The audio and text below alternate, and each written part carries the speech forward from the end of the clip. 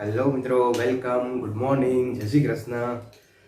ચાલો, લાસ્ટ લેક્ચરમાં આપણે ચુંબકત્વ અને દ્રવ્ય એની અંદર દાખલાઓ સોલ્વ કરેલા.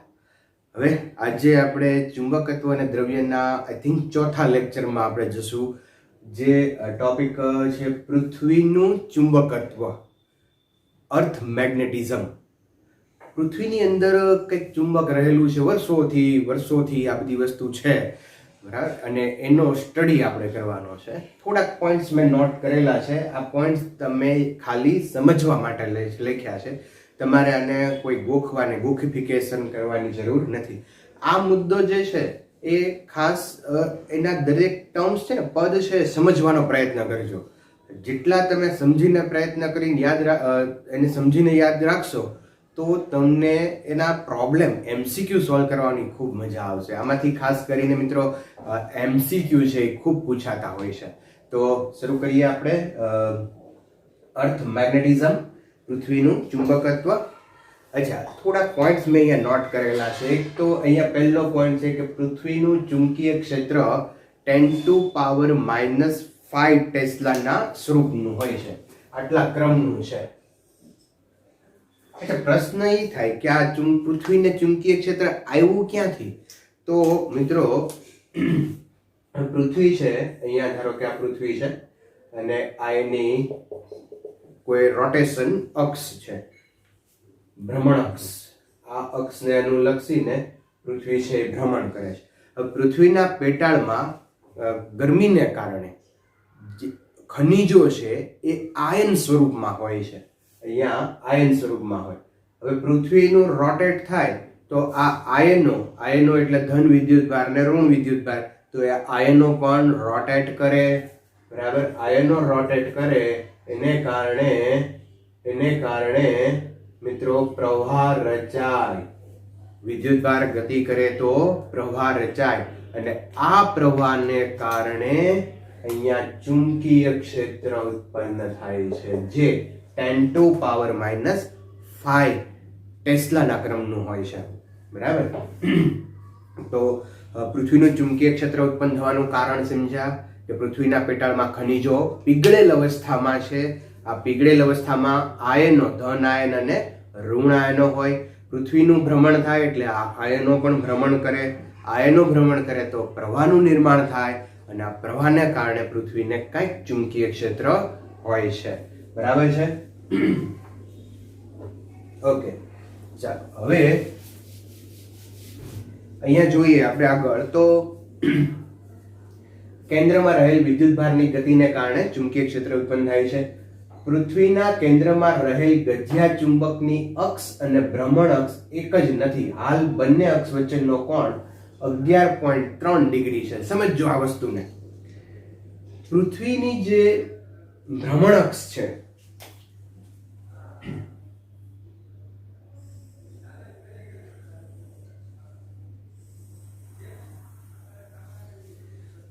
પૃથ્વી કોઈ અક્ષને અનુલક્ષીને ભ્રમણ કરે છે. ધારો કે આ છે એ પૃથ્વીની ભ્રમણ અક્ષ છે,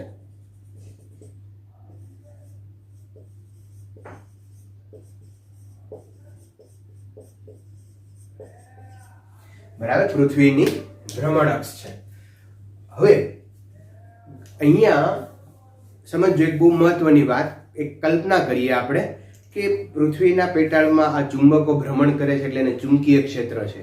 હવે આ ચુંબકીય ક્ષેત્ર છે ને એવી રીતે છે કે એને કોઈ ગજિયા ચુંબક સાથે, ચુંબકીય ડાયપોલ સાથે આપણે સરખાવી શકીએ. ચુંબકીય ક્ષેત્ર હોય એટલે ગજિયો ચુંબક ડાયપોલ તો આવવાનો જ તે. તો પૃથ્વીના પેટાળમાં એક કલ્પના કરો કે જાયન્ટ, એક રાક્ષસી ચુંબક પડ્યો છે. આવું કાંઈ છે નહીં, પણ આપણે કલ્પના કરવાની છે, જેને કારણે આપણી સમજવાની, આ ટોપિકને સમજવો ખૂબ સહેલો થઈ જાય અને તમને એક ક્લિયરિટી આવે. તો પૃથ્વીના પેટાળમાં એક ગજિયો ચુંબક, રાક્ષસી બહુ મોટો ગજિયો ચુંબક પડ્યો છે, બરાબર. ફરીવાર આવું કશું છે નહીં, પણ હા ચુંબકીય ક્ષેત્ર છે. એ ચુંબકીય ક્ષેત્ર કેવું છે તો કે હું જે અહીંયા ગજિયો ચુંબક દોરું ને એના જેવું છે. તો પૃથ્વીના પેટાળમાં ગજિયો ચુંબક છે ને એ કંઈક આ રીતે પડ્યો છે. અહીંયા હું બતાવું છું.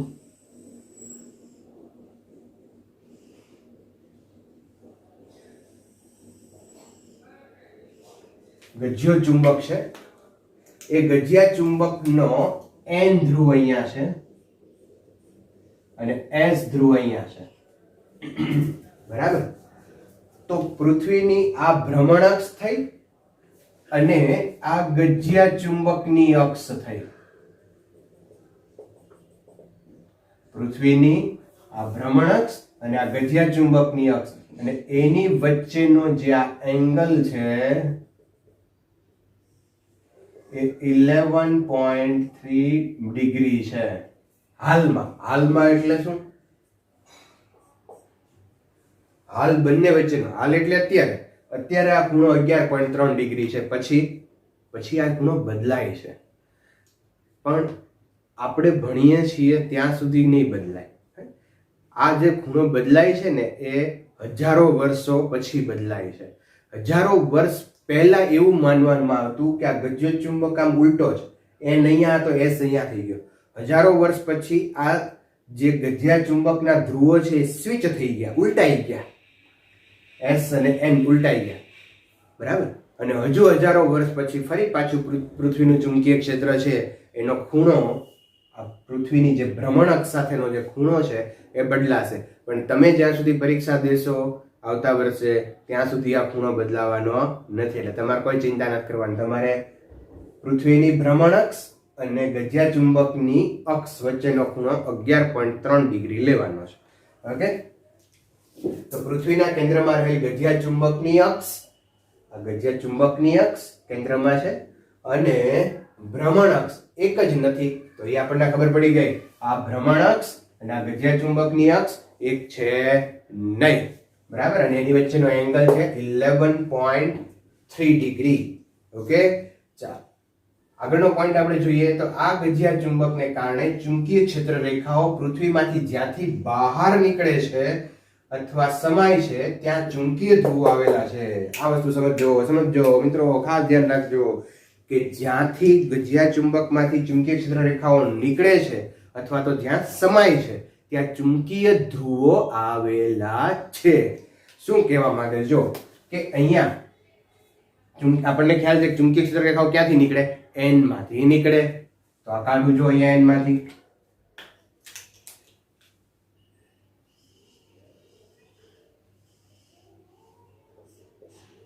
અને અહીંયાથી આ ચુંબકીય ક્ષેત્ર રેખાઓ છે S માં દાખલ થાય, બરાબર. આવી ઘણી બધી ક્ષેત્ર રેખાઓ તમે મિત્રો દેખાડી શકો. અહીંયા આ જે ક્ષેત્ર રેખાઓ છે થોડીક હું આમ બતાવું.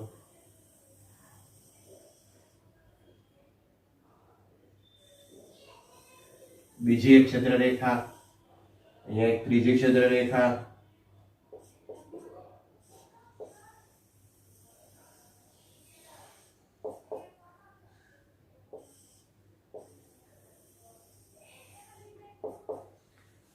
તો આવી ઘણી બધી ક્ષેત્ર રેખાઓ હજી તમે અહીંથી આમ બતાવી શકો.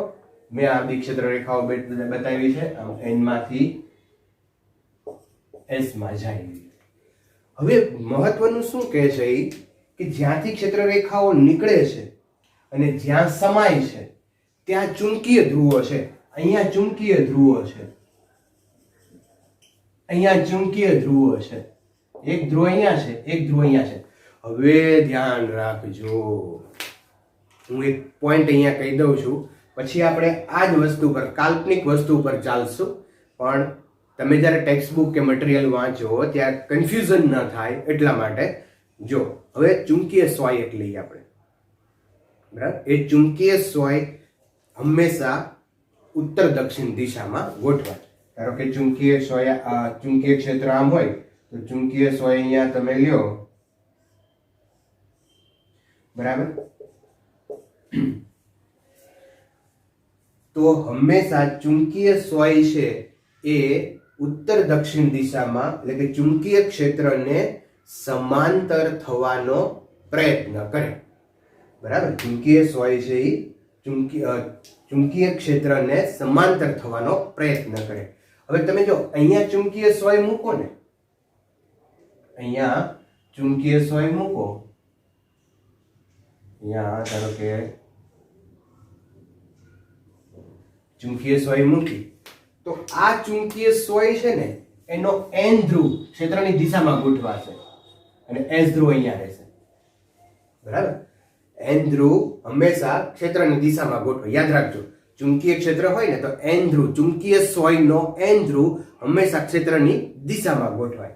હવે તો આ જે ધ્રુવ છે એ અહીંયા આ રીતે ગોઠવાશે. મિત્રો હવે બહુ મહત્વની વાત કે આ એસ ધ્રુવ જે છે ને, ધારી લ્યો કે એસ ધ્રુવ અહીંયા છે નીચે, હું જ્યાં ઊભો છું ને ત્યાં નીચે એસ ધ્રુવ છે, એટલે હું અહીંયા ઊભો છું. બરાબર, ત્યાં નીચે છે. હવે ચુંબકીય સોય અહીંયા મૂકો તો ચુંબકીય સોય આમ ગોઠવાઈ જશે, આમ એટલે કે એન ધ્રુવ એનો નીચે આવી જશે, વર્ટિકલ ઊભી આમ ઉર્ધ્વ ગોઠવાઈ જશે, સીધી ઊભી ગોઠવાઈ જશે. બરાબર, તો ચુંબકીય સોય જ્યાં ઉર્ધ્વ રીતે શિરોલંબ ગોઠવાય છે ત્યાં ચુંબકીય ધ્રુવો છે. તો અહીંયા આ પોઈન્ટ પાસે ચુંબકીય ધ્રુવ છે જ્યાં ચુંબકીય સોય ઊભી ગોઠવાઈ ગઈ. અચ્છા, અહીંયા હોય તો અહીંયા તે ચુંબકીય સોય ઊભી ગોઠવાઈ જશે, એન ધ્રુવ એમ હશે, એસ ધ્રુવ અહીંયા ઉપર હશે, કારણ કે ચુંબકીય ક્ષેત્રની દિશામાં ગોઠવાય એટલે આ દિશા છે તો નીચે તરફ એન ધ્રુવ હશે, ઉપર એસ ધ્રુવ હશે. અને બધી સીધી વાત છે કે અહીંયા એન અને એસ છે, એસ અને એન આકર્ષણ થાય. બરાબર, એટલી દિશામાં ગોઠવાય. તો પહેલી વાત કે ધારો કે અહીંયા હું જ્યાં ઊભો છું ત્યાં નીચે આ પોઈન્ટ ક્યાં છે, એક્ઝેક્ટ મારી નીચે, તો ચુંબકીય સોય ક્યાં ગોઠવાઈ જશે, આમ ઊભી ગોઠવાઈ જશે. આ કયો ધ્રુવ છે, એન ધ્રુવ. બરાબર, અને આ એસ ધ્રુવ. તો એન ધ્રુવ અહીંયા આવ્યો, ક્યાં, નીચે આવ્યો. તો મિત્રો આ જે ચુંબકીય ધ્રુવ છે ને એને એન ધ્રુવ કહેવાય છે. અને શું કહેવાય છે, એન. અહીંયા હું લખું એન ધ્રુવ.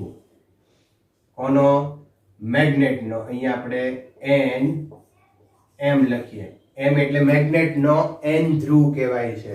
અને અહીંયા એસ ધ્રુવ અહીંયા રહે છે એટલે આને મેગ્નેટનો એસ ધ્રુવ કહીશું. સોરી, મેગ્નેટનો એસ, ચુંબકીય ધ્રુવ, મેગ્નેટનો એન ધ્રુવ છે અહીંયા અને મેગ્નેટનો એસ ધ્રુવ છે. જો આ એન અને એસ અલગ છે, આ ચુંબકીય ધ્રુવો અલગ છે. પણ મિત્રો આ એક પોઈન્ટ ખાલી મેં તમને અહીંયા બતાવ્યો છે. લગભગ આપણે આખી થિયરી છે ને એ આના બેઝ ઉપર જવાના છીએ. પૃથ્વીના પેટાળમાં એક ચુંબક પડેલો છે જેનો એન ધ્રુવ અહીંયા છે, એસ ધ્રુવ અહીંયા છે, એટલે કે એન માંથી ચુંબકીય ક્ષેત્ર રેખાઓ નીકળે અને એસ માં દાખલ થાય. તો બીજી ભાષામાં એમ પણ કહેવાય કે ચુંબકીય સાઉથ માંથી ચુંબકીય ક્ષેત્ર રેખાઓ નીકળે અને ચુંબકીય નોર્થમાં દાખલ થાય. તો આવો વર્ડ્સ, આવા વાક્યો ત્યાં લખ્યા છે એટલે તમને એમ ન થાય કે આ વસ્તુ ક્યાંથી આવી. બરાબર છે, તો આ એક સમજવાનું હતું ખાસ આપણે મિત્રો.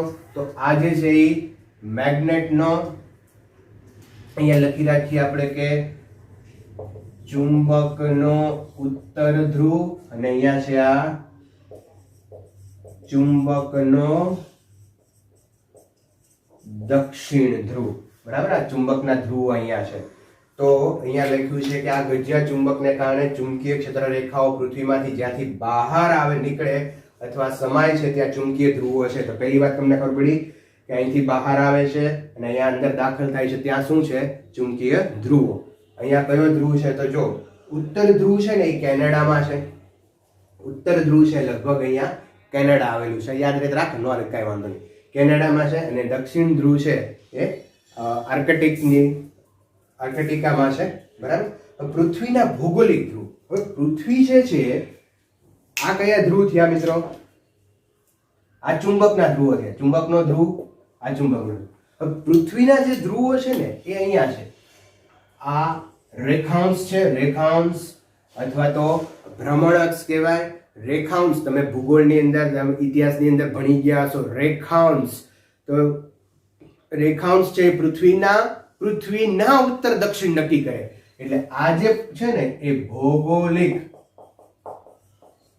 ઉત્તર છે. શું છે, ભૌગોલિક ઉત્તર. અને આ પોઈન્ટ જે છે એ ભૌગોલિક દક્ષિણ છે. બરાબર, તો બે વસ્તુ ધ્યાનમાં રાખશું. આ ભૌગોલિક એટલે ભૂગોળના ઉત્તર દક્ષિણ છે અને આ કોના ઉત્તર દક્ષિણ છે, ચુંબકના. બરાબર, તો ભૂગોળિક ઉત્તરની નજીક ચુંબકનો ઉત્તર ધ્રુવ ભૌગોલિક દક્ષિણની નજીક ચુંબકનો દક્ષિણ ધ્રુવ, એ પોઈન્ટ અહીંયા લખ્યા છે કે અહીંયા પૃથ્વીના ભૌગોલિક ઉત્તરની નજીક ચુંબકનો ઉત્તર ધ્રુવ, ભૌગોલિક દક્ષિણની નજીક ચુંબકનો દક્ષિણ ધ્રુવ. તો મિત્રો પહેલા તો આટલી વસ્તુ તમારા માઇન્ડમાં ક્લિયર કરો. હવે થોડાક આના ઉપરના પોઈન્ટ, અમુક વ્યાખ્યાઓ છે એ સમજવાની છે, પણ આ વસ્તુ ધ્યાનમાં રાખજો. હવે છે ને હું આને ખાલી ચુંબકીય ધ્રુવો શબ્દ વાપરીશ. અહીંયા ઉત્તર ધ્રુવ છે, દક્ષિણ ધ્રુવ છે એવું ન કહેતા તમે આ ગજિયા ચુંબકના સ્વરૂપમાં એને યાદ રાખશો તો પણ ચાલશે, કોઈ પ્રોબ્લેમ નથી. બરાબર?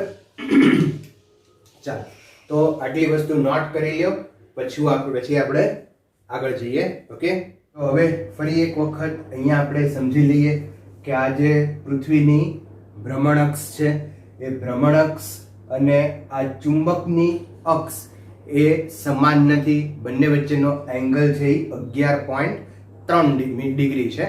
બીજું કે ચુંબકીય ક્ષેત્ર રેખાઓ એ પૃથ્વીના પેટાળમાં રહેલા કાલ્પનિક ચુંબકના N ધ્રુવમાંથી નીકળી અને S ધ્રુવમાં જાય છે. બરાબર?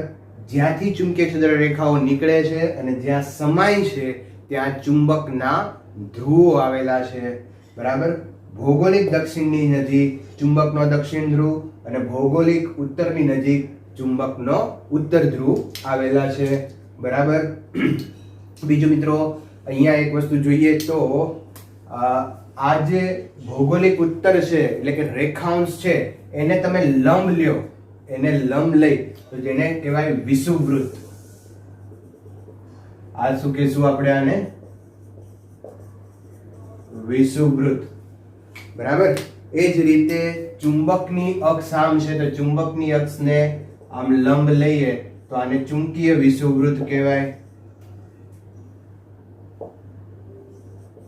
ચુંબકીય વિષુવવૃત્ત. બરાબર? ચુંબકની અક્ષને લંબ છે અને આ ભૌગોલિક ઉત્તર દક્ષિણ અથવા તો પૃથ્વીની ભ્રમણ અક્ષને લંબ છે તો એને વિષુવવૃત્ત કહેશું અને આને ચુંબકનું વિષુવવૃત્ત.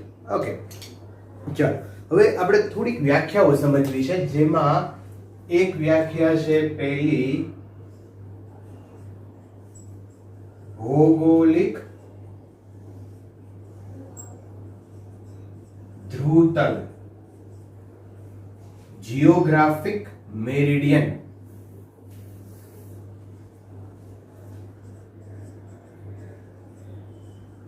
જીઓગ્રાફિક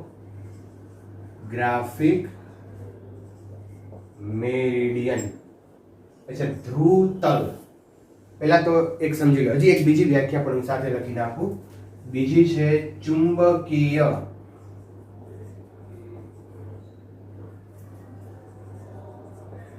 ધ્રુવતલ અથવા મેગ્નેટિક મેરિડિયન. Magnetic meridian. અચ્છા, પહેલા છે ને એક શબ્દ ખાલી સમજી લ્યો. આ ધ્રુવતલ, તલ, તલ એટલે સમતલ, બીજું કાંઈ નહીં. તલ એટલે શું? સમતલ. તલ એટલે સમતલ. દાખલા તરીકે આ જે છે આ કોઈ સમતલ છે. બરાબર? આ સમતલ આ રીતે. તો એક ભૌગોલિક સમતલ છે અને બીજું ચુંબકીય સમતલ છે. ઓકે, હવે આ સમતલ શબ્દ સમજી લ્યો, પકડી લ્યો, એટલે આને કાંઈ તમારે ગોખવાની જરૂર નથી. તો પહેલી વાત કે જે પૃથ્વીના રેખાંશ અથવા તો જે ભ્રમણઅક્ષ છે એ ભ્રમણઅક્ષમાંથી જે પસાર થાય છે એ સમતલને ભૌગોલિક ધ્રુવતલ કહેવાય. Geographic meridian. લ્યો, આ તો સિમ્પલ થઈ ગઈ. પૃથ્વીના ભ્રમણઅક્ષમાંથી પસાર થતા સમતલને જીઓગ્રાફિક મેરિડિયન કહેવાય. ઓહો, આ તો સિમ્પલ વ્યાખ્યા થઈ ગઈ. વ્યાખ્યા એકદમ સિમ્પલ થઈ ગઈ. તો યાદ રહ્યું ભાઈ કે પૃથ્વીના, વ્યાખ્યા લખવાની જરૂર પડશે તો એક લખી નાખીજો. પૃથ્વીના ભ્રમણ અક્ષમાંથી પસાર થતા સમતલને જિયોગ્રાફિક મેરિડિયન કહેવાય. હવે મેગ્નેટિક મેરિડિયનની વ્યાખ્યા તમે વિચારી શકો, બરાબર, કાંઈ ગોખવાની જરૂર નથી. તો મેગ્નેટિક મેરિડિયનની વ્યાખ્યા કે મેગ્નેટિક અક્ષમાંથી, ચુંબકીય અક્ષમાંથી પસાર થતા સમતલને, ચુંબકીય અક્ષમાંથી પસાર થતા સમતલને મેગ્નેટિક મેરિડિયન કહેવાય.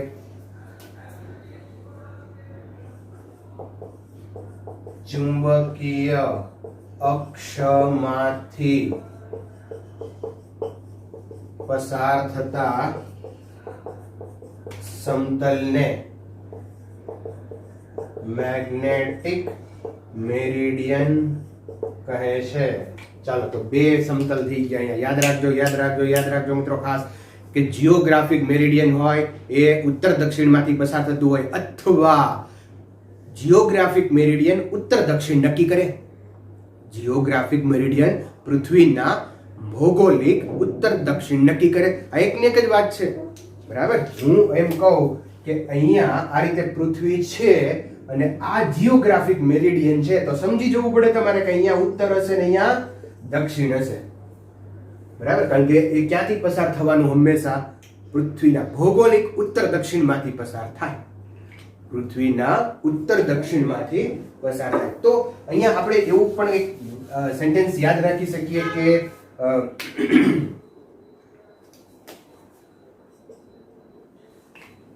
જિયોગ્રાફિક મેરિડિયન છે એ પૃથ્વીના ઉત્તર દક્ષિણ નક્કી કરે છે.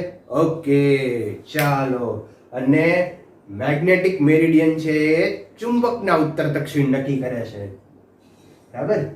મેગ્નેટિક મેરિડિયન છે એ ચુંબકના ઉત્તર દક્ષિણ નક્કી કરે છે. ઓકે, ચાલો, બે વ્યાખ્યા તૈયાર. પૃથ્વીના ભ્રમણઅક્ષમાંથી પસાર થતા સમતલને જિયોગ્રાફિક મેરિડિયન કહેવાય, પૃથ્વીની ભ્રમણઅક્ષમાંથી. અને ચુંબકની અક્ષમાંથી પસાર થતા સમતલને ચુંબક મેગ્નેટિક મેરિડિયન કહેવાય. હવે મિત્રો સમજો કે આ હું અહીંયા બે વસ્તુ બતાવું તમને. એક જો એક લઈએ, આ કયું છે સમતલ? ભૌગોલિક ઉત્તર દક્ષિણમાંથી પસાર થાય છે, તો એને કહેવાય ભૌગોલિક ધ્રુવતલ. હા, અચ્છા. આ કયું સમતલ છે? જે પૃથ્વીના ચુંબક માંથી અક્ષમાંથી પસાર થાય છે, મેગ્નેટિક મેરિડિયન છે. તો ફરીવાર આ કયું થયું? ભૌગોલિક એટલે જિયોગ્રાફિક મેરિડિયન. આ કયું થયું? Magnetic meridian. હવે તમે જુઓ તો આ જિયોગ્રાફિક મેરિડિયન છે, આ મેગ્નેટિક મેરિડિયન છે. જિયોગ્રાફિક મેરિડિયન અને મેગ્નેટિક મેરિડિયન વચ્ચે કંઈક ખૂણો છે, કંઈક ખૂણો છે, એંગલ છે. તો આ જે એંગલ છે જિયોગ્રાફિક મેરિડિયન અને મેગ્નેટિક મેરિડિયન વચ્ચેનો જે એંગલ છે એ એંગલને કહેવાય છે ડેક્લિનેશન. શું કહેવાય છે? ડેક્લિનેશન. તો મિત્રો ત્રીજી વ્યાખ્યા તૈયાર કરવાની તમારે. મેગ્નેટિક ડેક્લિનેશન.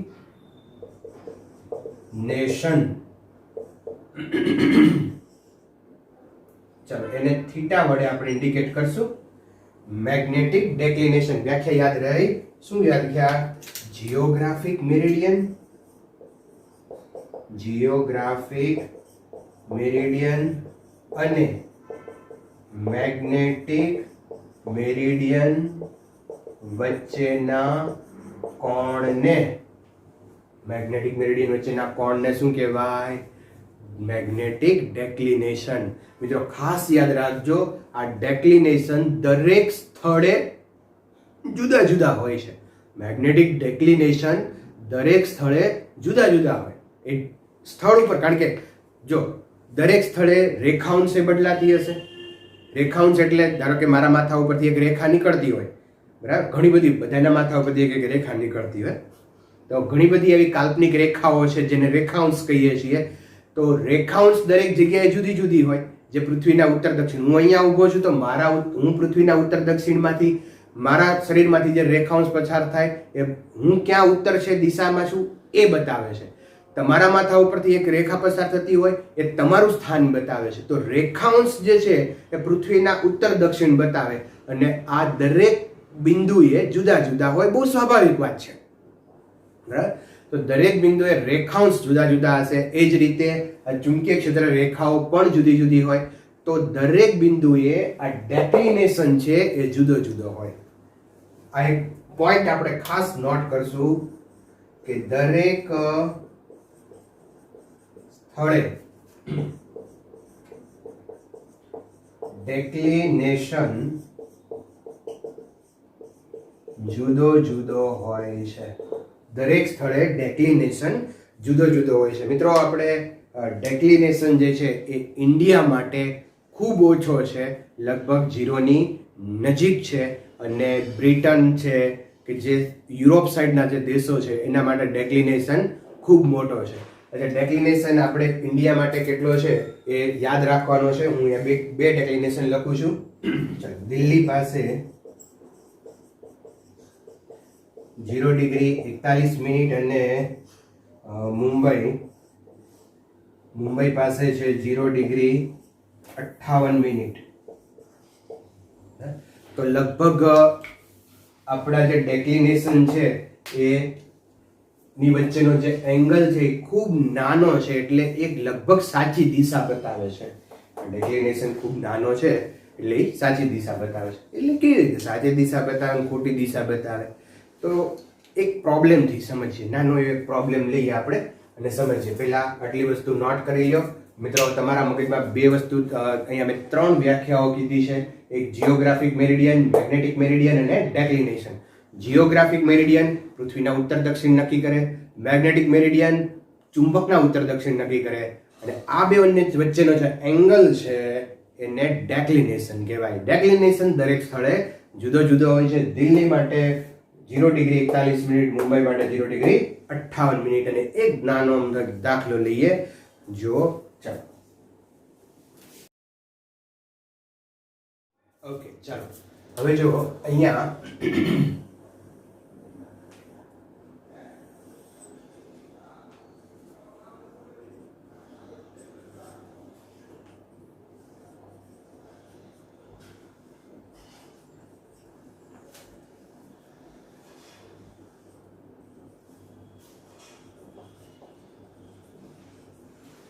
આ ઉત્તર, દક્ષિણ, પૂર્વ અને પશ્ચિમ છે. તો ઉત્તર દક્ષિણમાંથી જે સમતલ પસાર થાય એને કહીશું આપણે જીઓગ્રાફિક મેરિડિયન. તો આ જીઓગ્રાફિક મેરિડિયન પણ છે.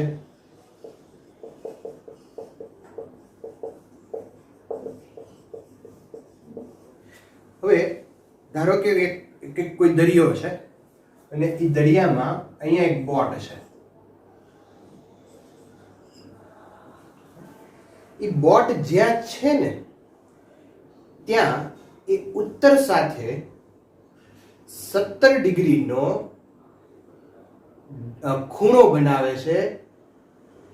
હવે કેવી રીતે બનાવે છે? તો કે આ જે બોટ છે ને એ બોટની અંદર જે વ્યક્તિ છે એની પાસે એક ચુંબકીય સોય છે, અને ચુંબકીય સોયને એ મૂકે છે. હોકાયંત્ર હોય ને એ હોકાયંત્રને આમ ગોઠવે છે, તો એની ચુંબકીય સોય આ ઉત્તર સાથે 17 ડિગ્રીનો કોણ બનાવીને એવી રીતે ગોઠવાય છે. ચુંબકીય સોય હંમેશા ક્યાં ગોઠવાય? યાદ રાખજો, મેગ્નેટિક મેરિડિયનમાં જ ગોઠવાય. એક નોટ કરી રાખીએ આપણે વાક્ય, ખૂબ અગત્યનું. અહીંયા ચુંબકીય સોય હંમેશા મેગ્નેટિક મેરિડિયનમાં જ ગોઠવાય. એમાં જ ગોઠવાય ને, કારણ કે ચુંબકના ગુણધર્મો છે એની અંદર, બરાબર. તો એ ચુંબકના ગુણધર્મોને કારણે આમ મૂક્યો તો એ મેગ્નેટિક મેરિડિયનમાં જ આવી જાય, આ સમતલમાં જ આવી જાય. ઓકે, ચાલો. તો ચુંબકીય સોય ઉત્તર સાથે કેટલો ખૂણો બનાવે છે? 17 ડિગ્રીનો. તો આ જે ચુંબકીય સોય આમ ગોઠવાણી, તો આ એંગલ કેટલો બન્યો? 17 ડિગ્રીનો. અચ્છા, ચુંબકીય સોય જે દિશામાં ગોઠવાય એટલે કે મેગ્નેટિક મેરિડિયનમાં જ ગોઠવવાની. તો આ કોણ છે? મેગ્નેટિક મેરિડિયન છે. આ મેગ્નેટિક મેરિડિયન. આ કયું થયું? Geographic meridian. જીઓગ્રાફિક મેરિડિયન અને મેગ્નેટિક મેરિડિયન વચ્ચેનો એંગલ કેટલો છે? 17 ડિગ્રી, જેને આપણે ડેક્લિનેશન કહીએ છીએ. હવે સમજો મિત્રો કે આ જે બોટ છે ને એ બોટ વાળાને અહીંયા આવવું છે. અહીંયા એટલે ક્યાં? પશ્ચિમ દિશામાં જવું છે. બરાબર? હું અહીંયા આમ ઊભો છું અને મારે આ દિશામાં જવું છે, તો મારે કેટલા ડિગ્રીએ ટર્ન લેવો પડે? 90 ડિગ્રીએ. 90 ડિગ્રીએ ટર્ન લઈને હું ચાલુ તો હું તમારી પાસે આવી જાઉં. બરાબર ને? અચ્છા, પણ જો સમજો હું આમ ઊભો હોત તો થોડો આ દિશામાં હોત તો મારે 90 ડિગ્રી ટર્ન લો તો આમ વયો જાવ, તો 90 ડિગ્રી ટર્ન લેવાય નહીં. તો આ બોટને અહીંયા આવવું હોય તો કેટલા ખૂણે ટર્ન લેવો પડે? આમ ટર્ન લે એટલે આમ આવશે ને બોટ, તો આ એંગલ લેવો પડશે ને. કેટલા ડિગ્રીએ આ એંગલ એને ટર્ન લેવો પડે, તો કેટલો થશે? તો આને તમે થીટા કહો તો થીટા બરાબર 90 માઇનસ 17 એટલે કેટલા થઈ જશે? 80. 80 માંથી 7 જાય એટલે 73 ડિગ્રીએ અહીંયા ટર્ન લેવો પડે તો અહીંયા પહોંચે. તો હવે ખબર પડી કે ડેક્લિનેશન ખૂબ મહત્વનું છે. જો ડેક્લિનેશન તમે અહીંયા બાદ ન કર્યું હોત, આ ડેક્લિનેશન 70 ડિગ્રી જો તમે આમાંથી બાદ ન કરો તો તમે 73 ડિગ્રી નો આવે તો તમે શું કરે? તમને ખબર જ નથી તમે કઈ રીતે ઊભા છો. બરાબર? તમને આખે આમ પાટો બાંધીને ગોળ ગોળ ફેરવીને એમ કે હવે તમે તમારા રૂમના દરવાજા તરફ જાઓ તો પ્રોબ્લેમ થાય ને. પણ જો તમને કોઈક ઇન્ડિકેશન મળે કે હું દરવાજો મારી સામેથી થોડો 10 ડિગ્રી આમ છે તો હું 10 ડિગ્રી આમ થઈને પછી હાલવા માંડું દરવાજા તરફ જાઉં. બરાબર? એટલે આ અહીંયા ઊભો છે તો એને ખબર પડી જાય કે મારે 73 ડિગ્રી એ ટર્ન લેવાનો થશે. બરાબર? દરિયો છે આજુબાજુ એટલે કઈ દેખાય તો અહીંયા કઈ માઇલસ્ટોન તો હોય નહીં કે તમે આમ જાઓ ડાબી બાજુ વળાંક આવે છે, અહીંયા બોમ્બ છે, એવું તો આવે નહીં દરિયામાં. અચ્છા, એટલે અહીંયા આવવા માટે આ ખૂણો બહુ મહત્વનો છે. એટલે ડેક્લિનેશન ખૂબ મહત્વનું છે. જો હવે તમે સમજો કે દિલ્હી માટે ડેક્લિનેશન, મુંબઈ માટે ડેક્લિનેશન લગભગ 0.4158 હતું, તો ખૂબ ઓછું હતું. ડેક્લિનેશન ઓછું હોય એટલે તમારો આ ખૂણો નાનો થયો એટલે લગભગ કેવી દિશા બતાવે? ઉત્તર દિશા સાચી. આ ઉત્તર દિશા નથી, ઉત્તર દિશા અહીંયા છે, પણ જો ડેક્લિનેશન ઓછું હોય તો એ સાચી ઉત્તર દિશા બતાવે. બરાબર? અચ્છા, આ જ દાખલામાં હું થોડો ફેરફાર કરી નાખું. હું એમ કહું કે આ બોટ વાળાને અહીંયા જવું છે, ક્યાં? પશ્ચિમ સાથે.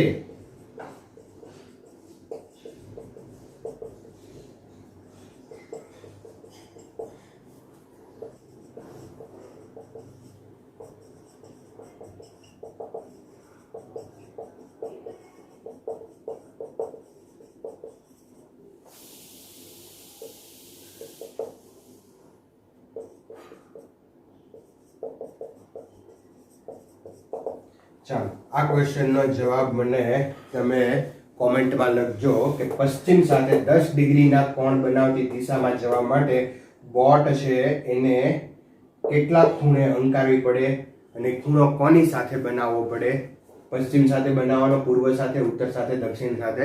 તો એ મને વિડીયો પોઝ કરો, ટ્રાય કરો અને કોમેન્ટમાં નોટ કરો કેટલો જવાબ આવે છે મને કહો. ઓકે, ચાલો હજુ એક ડેફિનેશન આપણે લેવાની છે, આ નોટ કરી લ્યો પછી આપણે આગળ જઈએ.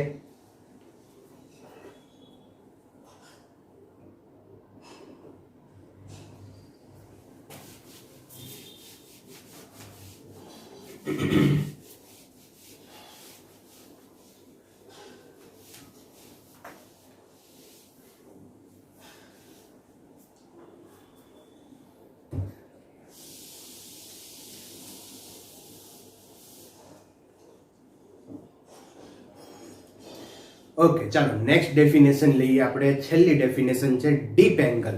કઈ?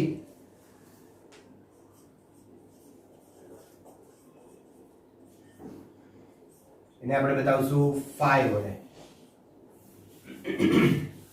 Deep angle, angle of dip, નતિકોણ. ગુજરાતીમાં નતિકોણ કહેવાય, પણ ડીપ એંગલ ફેમસ છે, યાદ રાખશું ડીપ એંગલ. હવે શું થાય સમજો. એક બહુ મજાની વાત છે કે અહીંયા ચુંબકીય સોય છે, ચુંબકીય સોય છે, એને આપણે જ્યારે મુક્ત રીતે મૂકીએ એટલે એ ક્યાં સ્થિર થશે? તો કે ચુંબકના જે ઉત્તર દક્ષિણ છે, આ મેગ્નેટિક મેરિડિયન જે ઉધારી લ્યો. શું છે આ? Magnetic meridian. ચુંબકીય સોયને આમ મૂકી હોય તો એ મેગ્નેટિક મેરિડિયનમાં આવી જાય. આમ મૂકી હોય તો ક્યાં આવી જાય? મેગ્નેટિક મેરિડિયનમાં આવી જાય. આમ મૂકી હોય તો ક્યાં આવી જાય? મેગ્નેટિક મેરિડિયનમાં. તો ચુંબકીય સોય ને મુક્ત રીતે લટકાવો એટલે ક્યાં સ્થિર થાય? મેગ્નેટિક મેરિડિયનમાં સ્થિર થાય. હવે થાય છે શું ખબર? એ મેગ્નેટિક મેરિડિયનમાં આમ સ્થિર થઈ ને પછી આ સમક્ષિતિજ છે. આ શું છે? સમક્ષિતિજ. એ સમક્ષિતિજ સાથે કંઈક આમ ખૂણો બનાવે છે. લે, મેગ્નેટિક મેરિડિયનમાં તો ગોઠવાઈ ગઈ, પણ પછી એમાં સીધી નથી ગોઠવાતી, એમાં સમક્ષિતિજ સાથે કંઈક ખૂણો બનાવે છે. એવું કેમ થાય છે એ વાત હું કરું. પણ એ જે ખૂણો બનાવે છે ને એ ખૂણાને કહેવાય છે ડીપ એંગલ. તો ચુંબકીય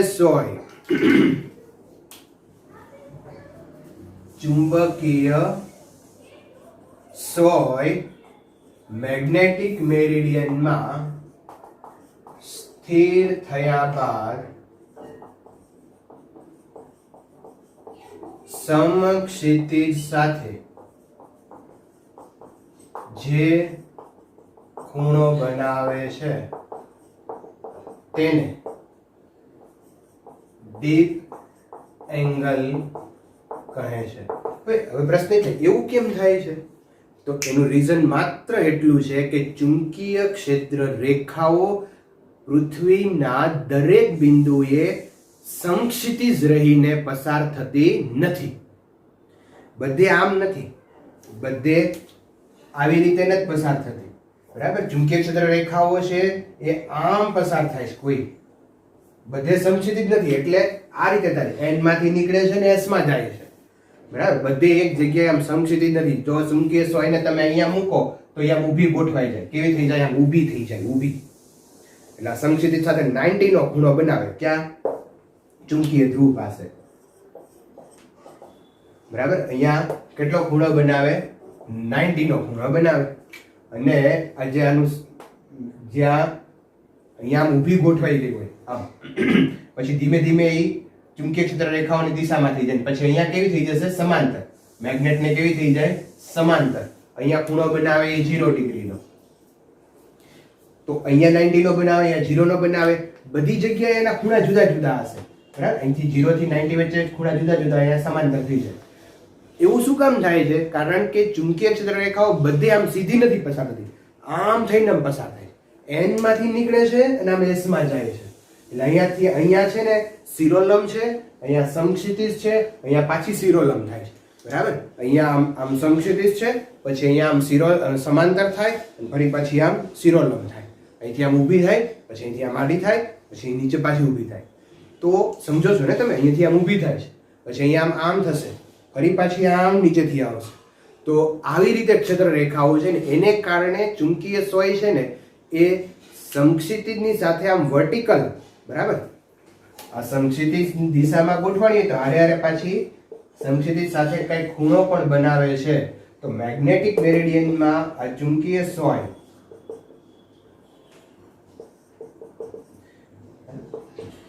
જે ખૂણો બનાવે છે એ ખૂણાને આપણે કહીશું ડેક્લિનેશન.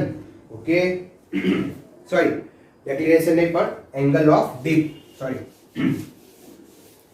અચ્છા મિત્રો, તો અહીંયા એંગલ ઓફ ડીપ આવ્યો. આ એંગલ ઓફ ડીપ અહીંયા કેટલો છે? 90 ડિગ્રી. ક્યાં? ચુંબકીય ધ્રુવ પાસે ડીપ એંગલ 90 હોય તો અહીંયા નોટ કરશું કે ચુંબકીય ધ્રુવ પાસે ડીપ એંગલ 90, ચુંબકીય વિષુવવૃત્ત પાસે ડીપ એંગલ 0 હશે. બરાબર? અહીંયા 90 હશે, અહીંયા 0 હશે. અચ્છા, હવે જે 4 વ્યાખ્યા આપણે ભણ્યા એ ચારેય વ્યાખ્યાને હું એક ફિગરની અંદર બતાવું. કેવી રીતે? જો ચાલો, આટલું નોટ થઈ ગયું. હવે જોઈએ.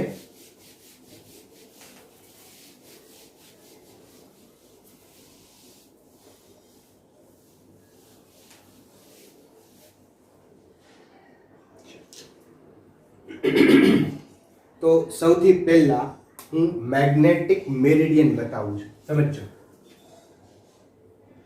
અહીંયા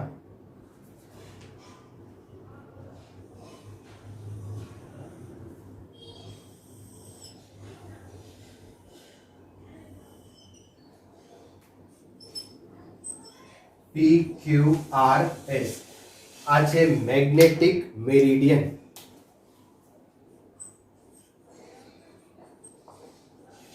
મેગ્નેટિક મેરિડિયન બરાબર. અચ્છા, હવે આપણે ખ્યાલ છે કે મેગ્નેટિક મેરિડિયન અને જીઓગ્રાફિક મેરિડિયન બે એક નથી, બંને વચ્ચે કંઈક ખૂણો છે. તો બીજું હું બતાવું અહીંયા, આ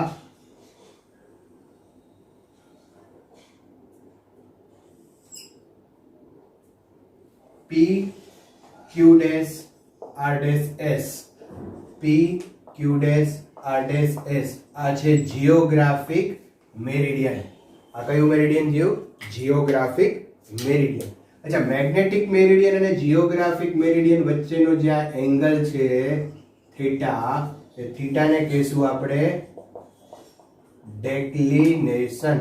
જીઓગ્રાફિક મેરિડિયન અને મેગ્નેટિક મેરિડિયન વચ્ચેનો એંગલ છે એને કહેવાય ડેક્લિનેશન.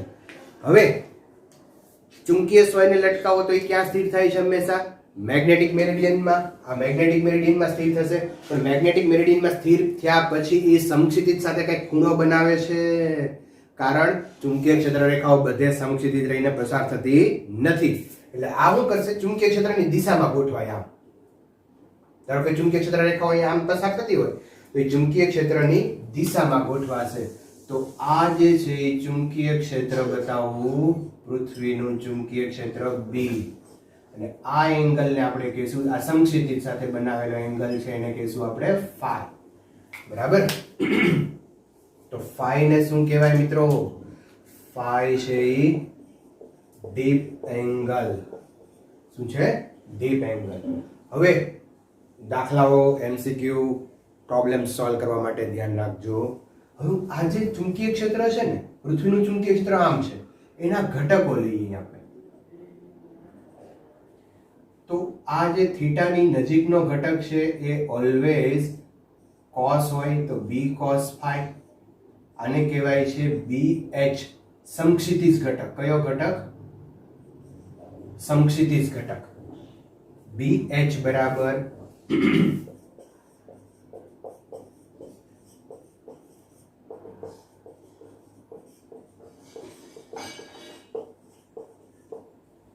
બીજો આ ઘટક થયો. આ ઘટક કયો થયો? શિરોલંબ ઘટક. શિરોલંબ ઘટકને કહેવાય BV. BV શું? BV. BV એટલે ઓલી BV નહીં, આ શિરોલંબ ઘટક વાળી BV. B sin phi. શિરોલંબ ઘટક.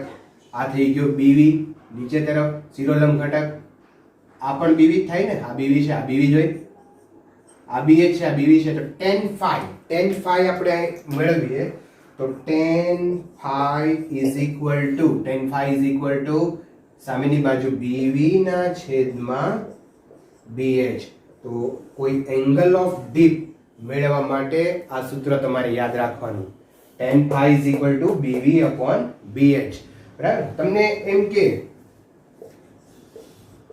પૃથ્વીના જે સ્થળે સમક્ષિતિજ અને શિરોલંબ ઘટક સમાન હોય ત્યાં ડીપ એંગલ ગોતો. પૃથ્વીના જે સ્થળે સમક્ષિતિજ અને શિરોલંબ ઘટક સમાન હોય ત્યાં ડીપ એંગલ ગોતો. અચ્છા, સમક્ષિતિજ ઘટક એટલે BH અને શિરોલંબ ઘટક એટલે BV. આ બે સમાન હોય, બેને સરખા કરી દો તો શું થઈ જાય? tan phi is equal to 1, then phi is equal to 45 degree. તો આવી રીતે તમે ઘણા બધા દાખલાઓ સોલ્વ કરી શકો. પૃથ્વીના જે સ્થળે સમક્ષિતિજ ઘટક શિરોલંબ ઘટક કરતા √3 ગણો હોય. સમક્ષિતિજ ઘટક, ક્વેશ્ચન લખજો, સમક્ષિતિજ ઘટક શિરોલંબ ઘટક કરતા √3 ગણો હોય ત્યાં ડીપ એંગલ ગોતવાનો છે. બરાબર. સમક્ષિતિજ ઘટક એટલે BH, શિરોલંબ ઘટક એટલે BV. તો સમક્ષિતિજ ઘટક સિરોલમ ઘટક કરતા √3 ગણો છે, સમછેદી ઘટક √3 ગણો છે, તો ત્યાં તમારે ડીપ એંગલ ગોતવાનો છે, બરાબર. તો BH ની વેલ્યુ તમે અહીંયા મૂકી દો, BV √3, તો 1/√3, તો tan phi is equal to 1/√3. તો phi is equal to કેટલું આવે કોમેન્ટમાં લખો. ક્યાં લખવાનું? કોમેન્ટમાં લખવાનું, બરાબર. આનો જવાબ મને કોમેન્ટ કરો કેટલું આવે છે. ઓકે, ચાલો. તો મિત્રો એક આ બહુ જ અગત્યનું સૂત્ર આવી ગયું, લર્ન બાય હાર્ટ, દિલથી પાકું કરી રાખો. tan phi is equal to BV/BH. Okay, ચાલો. એક આના ઉપરથી આપણે કોષ્ટક બનાવીએ. ચાલો, આટલી વસ્તુ નોટ કરી લો ફટાફટ.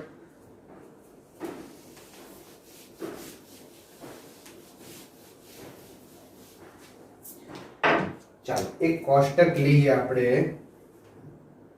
અહીંયા આપણે લઈએ ચુંબકીય ધ્રુવ અને વિષુવવૃત્ત.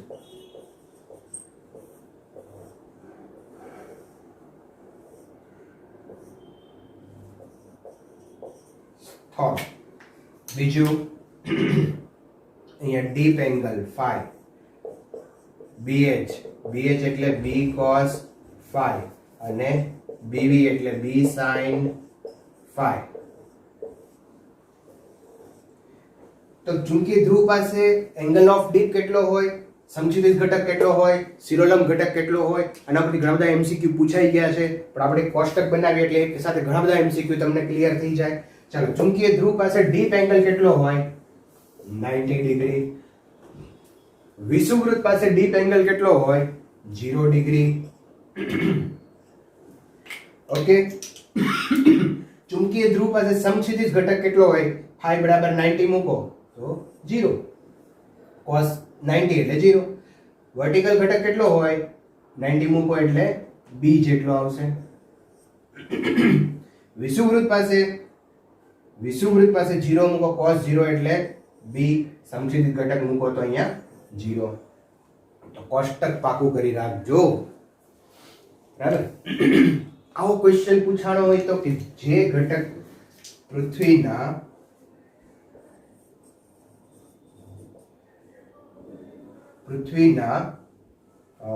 ચુંબકીય ધ્રુવ પાસે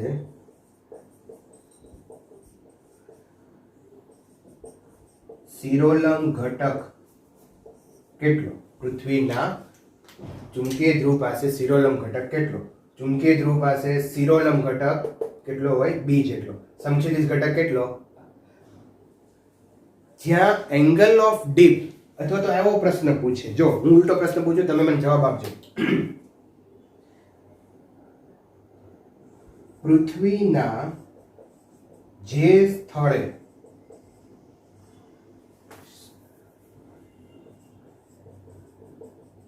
સિરોલમ ઘટક 0 છે ત્યાં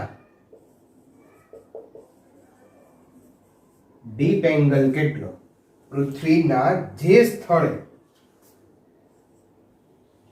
સિરોલમ ઘટક 0 છે ત્યાં ડીપ એંગલ કેટલો? કરો કોમેન્ટ. પૃથ્વીના જે સ્થળે સિરોલમ ઘટક 0 છે ત્યાં ડીપ એંગલ કેટલો? ઓકે, તો મિત્રો આટલી વસ્તુ આ પૃથ્વીના ચુંબકીય ઘટકોની અંદર તમારે યાદ રાખવાની, તૈયાર કરવાની, સમજવાની. નેક્સ્ટ લેક્ચરમાં આપણે આના ઉપરના દાખલાઓ અને થોડાક MCQ લેશું. ઓકે, ચાલો, તો તબ તક કે લીએ take care, goodbye, thank you.